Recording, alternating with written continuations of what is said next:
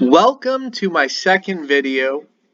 While the original slide says what is Aldsidu, the subject of this video is to compare historical Saxon heathenry or Aldsidu with historical Norse heathenry. So what are the differences between Saxon heathenry and Scandinavian heathenry? Well, first let's discuss location. The people in Northern Europe, not all of Europe, but in Northern Europe, the Germanic peoples venerated the Aesir, and the Saxons, along with the Frisians and the Alemanni and the Chatti and the Angles and the Scandinavians, they all venerated the Aesir. However, the Saxons were in Saxony, obviously, and the Scandinavians were in Scandinavia. And there were some local differences between these heathenries. So I'm going to just state up front that Saxon heathenry is not just taking the Norse Odin and changing it to Woden, the Saxon spelling, and taking the Norse Thor and changing it to the Old Saxon spelling of Thunar.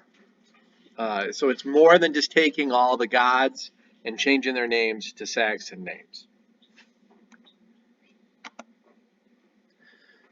The first major difference I wanted to talk about is that in Scandinavian heathenry, they had Ragnarok as the end of their world, and the Saxon heathens had Mudspellus.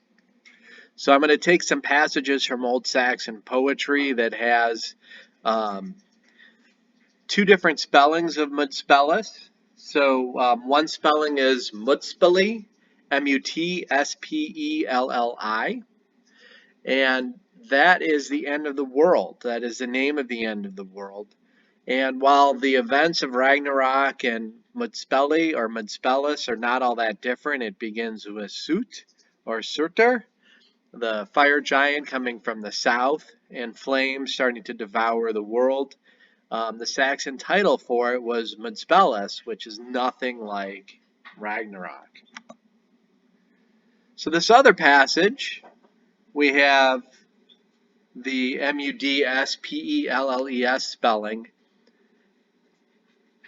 for the Saxon end of the world. And according to Wikipedia, we have Old High German writings. Now, Old High German and Old Saxon are two different languages, but my point is it appears from Saxony southwards, all Germanic tribes were different. So north of Saxony, the Scandinavians had Ragnarok. South of Saxony, they had various spellings of Mudspellus. So here is the Frankish spelling in Old High German, which is descended from Old Low Franconian. Muspelli is a 9th century poem in High German. And if you don't mind me having a little historical humor, you know, the Christians with forced conversion, they can murder women and children who are heathens and kill heathen men, and they won't lose any sleep over it. But Charlemagne's grandson had a vision of Muspelli, where Charlemagne, his grandfather, was in purgatory with a demon eating his genitals, all because of Charlemagne's sexual sins with Christian women. So, you know, the Frankish writings are pretty funny, I guess, from a historical perspective, but Muspelli is more than just in Saxony.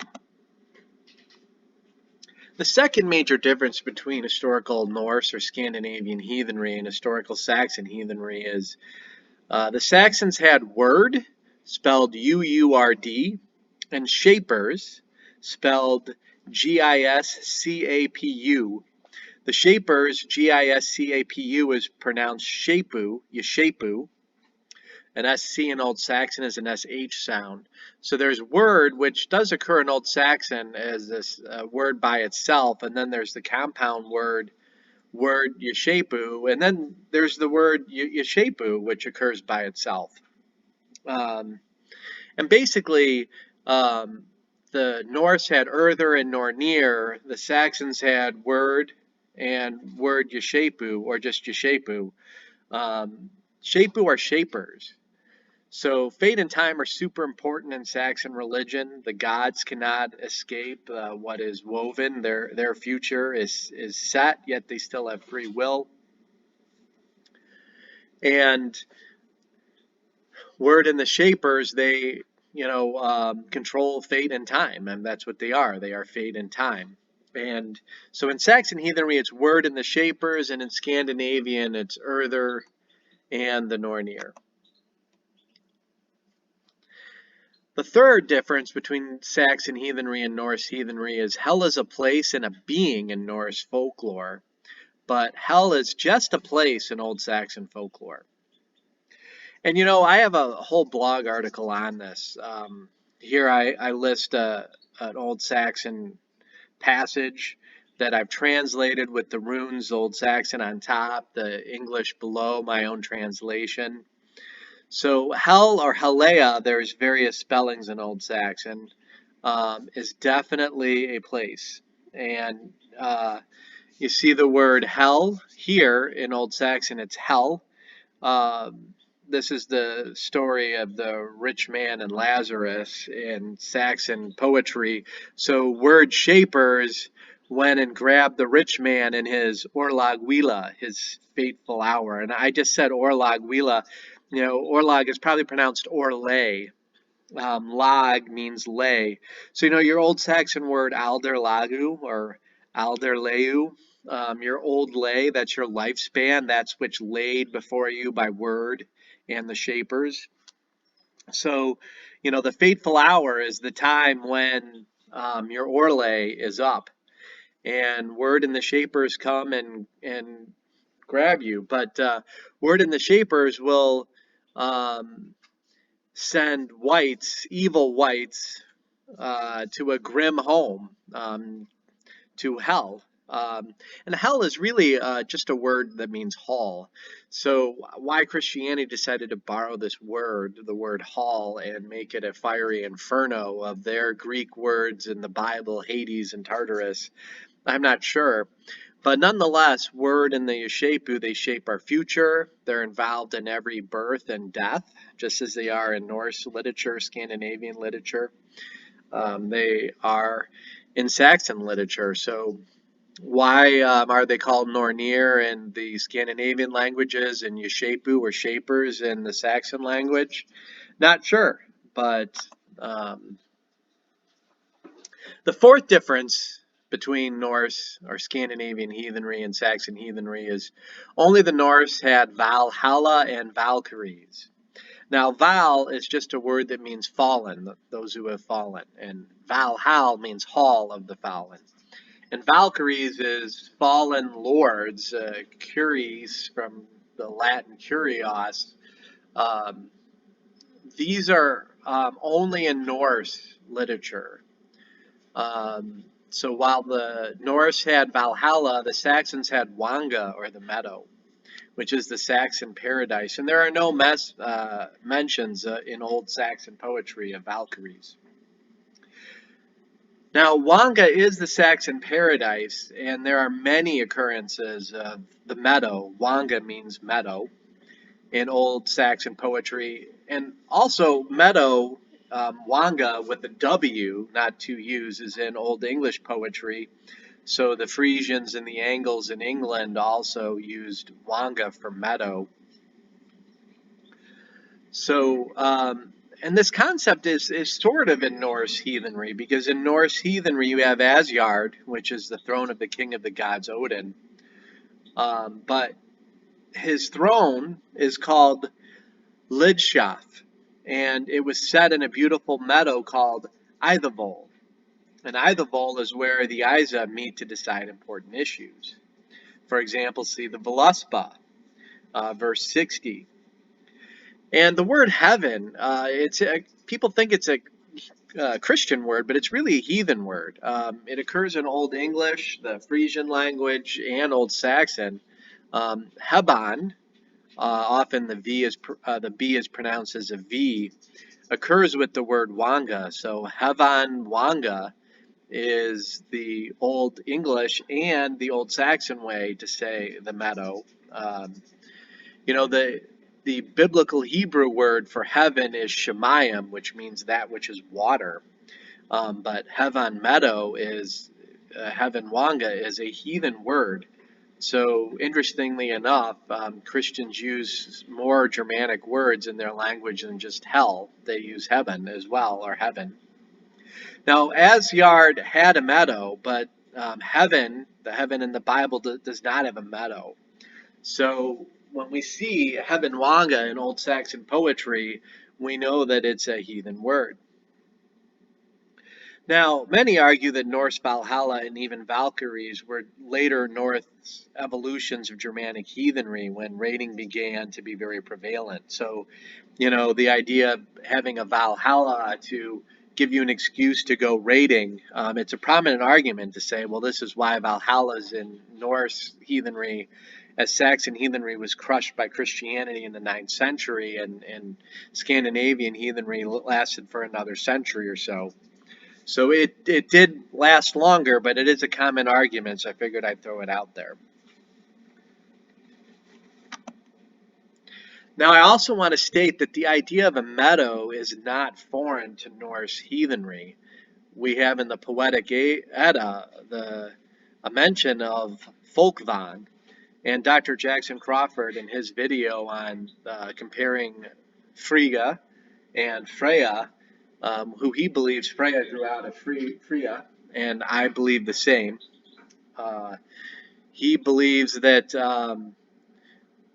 Frigga, the wife of Odin, was originally the uh, matron of that meadow. But in the Poetic Edda, we have Folkvang. So Vang is your word for meadow. So there's a people's meadow where Freya decrees that half of the dead that she chooses goes to her hall and Odin gets the other half. And this is why Dr. Jackson Crawford, one of his several reasons, he believes Freya grew out of Freya, because, it appears that Odin and Freya are married here, but we know that Odin and Freya, the wife of Odin, they're the ones that are married. So it does appear, it doesn't even just appear, it's fact. There is no Valhalla outside of Scandinavia. All these mentions of the afterlife is a meadow. So I decided to put this Old Saxon passage up here because in Old Saxon there's an upodus hem, which means an upper home, where Asgard and the meadow are. Because it appears in Scandinavian heathenry that when people die, unless they go to Valhalla, they're going to Helea, which is like below, or Helheim, the way Norse heathenry words it. But it's very clear from Saxon poetry, hell is a place that is below. It's in the lower realm, and the Uuanga is kind of like Idaho and Folkvanger. It appears to be an upper realm. One of the major differences between Scandinavian heathenry and Saxon heathenry is that the Scandinavians had 9 worlds and the Saxons had 7. So we have the 9 Herbs Charm, which is an Old English, not an Old Saxon poem. Old English and Old Saxon are 2 different languages, but in Old English we have this poem that says, a worm came crawling and killed nothing, for Woden took 9 glory twigs, he smote the adder, and it flew apart into 9 parts. There the apple accomplished it against poison, that she, the loathsome serpent, would never dwell in the house. Hervel and Fennel, 2 of much might, they were created by the wise Lord, holy in heaven as he hung. He said and sent them to the 7 worlds, or 7 realms, to the wretched and the fortunate, as a help to all. So, believe it or not, the earlier writings, because, Old Saxon, Old English are older, their writings are older than the Eddas, which were written in the 13th century, and the sagas. So a lot of credence should be paid to these much older writings. These writings are 400, 300, some even 500 years older than the Eddas and the sagas. Another difference between Norse and Saxon heathenry is that the Norse had the Bifrost, but the Saxons had the Weg. Now it's spelled uueg, but a lot of G's in Old Saxon and Old English are spelled like a Y. So there was a road or a way, because weg or way is a common word for road in Old Saxon. But there's a road between realms, not a rainbow bridge. And there's multiple passages about a road between the realms. So we have a road to Helea in this passage in Old Saxon poetry. And we also have this other road where, even in Christian poetry, when Christ dies and they're trying to explain, death and resurrection of the Saxon, they have to say that there's a heaven weg, heaven's weg. And again, heaven is a Hebrew, or not a Hebrew, it's a heathen word.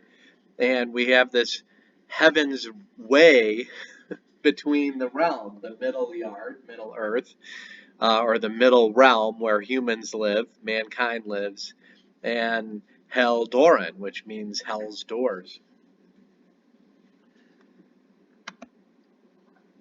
Now, this is a pretty major difference because in the Old English and the Old Saxon, and even some Norse sources, Balder was not a god. And there's clues to it in Snorri's prologue to the Prose Edda, where he just comes out and says, we call Baldeg Balder. So Beldeg, whom we call Balder, he had land which is now called Westphalia. He kind of implies that there is a tradition that Balder is human. We also have several different stories of Balder, like the Chronicle Lethrens and Saxo Grammaticus in his Gesta Danorum, where Balder is a human hero, and he's killed by Hother with a sword named Mistletoe, which is very different from being killed by an arrow, which Loki deceived Hother and put mistletoe on its tip. So it is a different story, and to me, this is a big distinction between. And what's always been a struggle for me personally, when I read the Balder story and Snorri's Prose Edda, it conflicts with other passages in the Eddas on the Norse afterlife. Balder is treated differently, and that has bothered me, and a lot of others have noticed it too. Balder is like the favorite son that gets resurrected, so to speak. It does appear very possible that Snorri decided to make Balder the beloved son, like John 3:16. God sent his beloved son to the world. Uh, you know, this is kind of odd to some of us heathens who have spent some time thinking about it. But we also have evidence in Old English because typically genealogies run to one deity, and Baldeg in Old English, or Balde, is the second name in a genealogy, and typically the genealogies trace descent to one god. And since Beldeg or Balde is always the son of Woden in the English genealogies, that's another clue in my mind that he was originally human and became deified in Snorri's Eddas. So I kind of mentioned this before. Beldeg, whom we called Balder, he had land which is now called Westphalia. Westphalia is a region of Saxony. So, that implies that,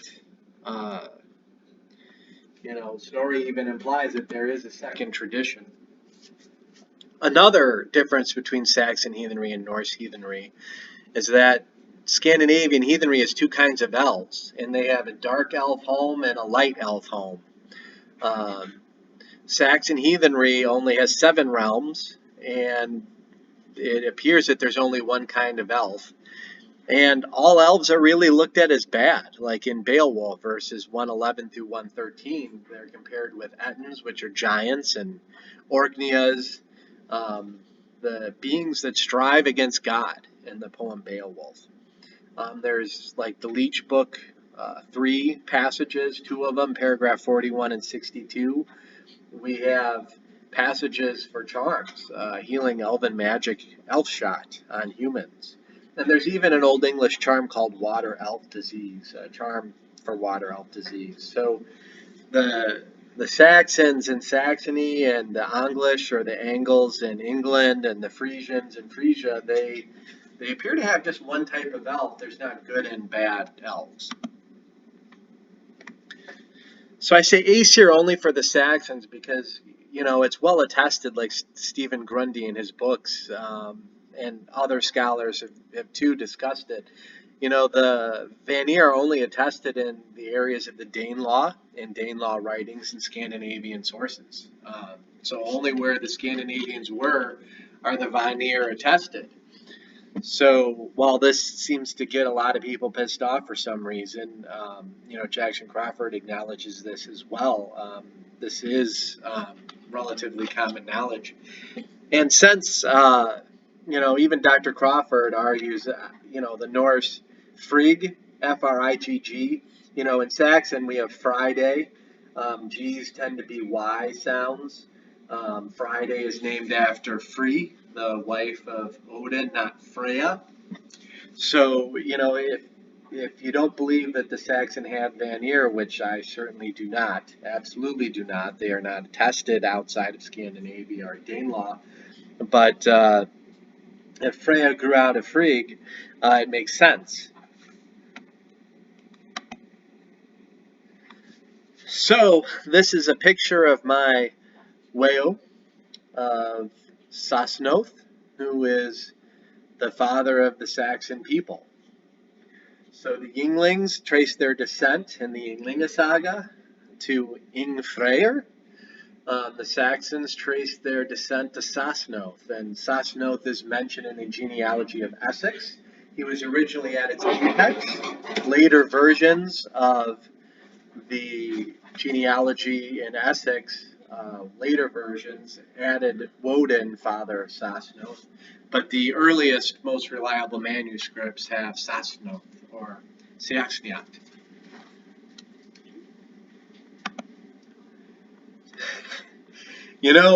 Where is Loki? Most of us in Saxon Heathenry, we don't discuss Loki because Loki, like the Vanir, is attested only in Scandinavia. And therefore, we Saxons just don't worry about Loki. And this look that's on my face right now is really because typically someone comes along and says, what about Easter? Easter is a goddess, right? Well, Easter or Oster is not mentioned in any Scandinavian sources. So whenever I'm asked this, to me, the difference between Old English heathenry, which does have Oster, and Old Frankish heathenry, which does have Oster, and Saxon heathenry and Norse heathenry is they don't have Oster. So Oster is only attested in Frankish lands and in Frankish writings. One of the two sources we have, literary sources of Oster, is from the Vita Carolini Magni, a Frankish writing written circa 830 AD, and the other one is Bede, who wrote in 725 AD. The Frankish calendar has a month named Oster, so does the Old English calendar. All of the moon names in the Norse, Scandinavian, Saxon calendar, and we do have Saxon month names. It's from the Essen Necrology, where we have lists of Saxons who died in specific months of the year. So these moon names are given, and Oster is not mentioned as a moon. So get mad all you like, but often I find most people that are trying to keep Easter in Scandinavian heathenry anyways. I'm not talking about the Old English heathens who are really typically quite knowledgeable, but they like to keep Christmas and Easter or solstice Yule and Ostara in their heathenry. So it always gives me consternation. But if you wanted to learn more about Oster and how she is really confined with the Austria Hene stones, which are part of the Matrone cult in the Roman Rhineland, that also the Romans were also in Britannia. They conquered it for 400 years almost. So we have two books, Oster and the Matrone cult. Specifically, The Cult of the Matrone in Roman Rhineland by Alex G. Garman. And we also have Dr. Philip A. Shaw, His doctoral dissertation was on Oster, Retta, and the cult of the matrons or matronae. So, and you even see one of the Austrahene stones in the picture of Dr. Shaw's book. So if you want to learn more, um, check those books out on Amazon, though one of them is very expensive and hard to get, the Garmin book. And of course, visit Aldsidu.com, my blog. So I have around 80 different blog articles. I quote historical sources on many topics. You want to know holy days, symbol, how to do ritual, important things, come visit Aldsidu.com/blog. And thank you so much for watching.